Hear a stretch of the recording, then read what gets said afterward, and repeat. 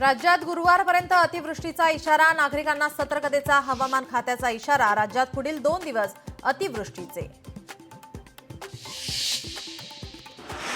सातारा जिल्ह्यात धरण क्षेत्रामध्ये जोरदार पाऊस, नदी किनारी राहणाऱ्या नागरिकांना सतर्क राहण्याचा इशारा। नांदेडमध्ये पावसाचा धुमाकूळ, 250 जणांना सुरक्षित बाहेर काढलं।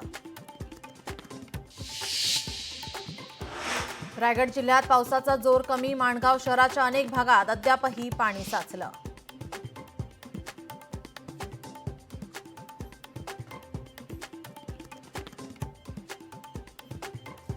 मुंबईला पाणीपुरवठा करणारा विहार तलाव ओसंडून वाहू लागला।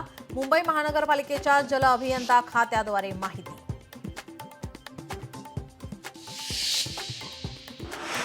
मुसळधार पावसाच्या पार्श्वभूमीवर शिक्षण संचालनालयाने 11वी प्रवेशासाठी 22 ऑगस्टपर्यंत दिली मुदतवाढ।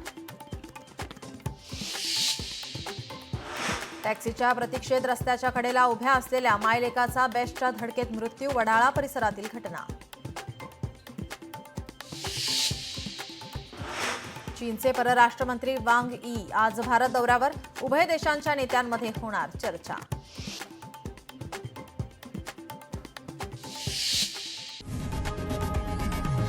लोकशाही मराठी ऐका, पहा, जागरूक रहा।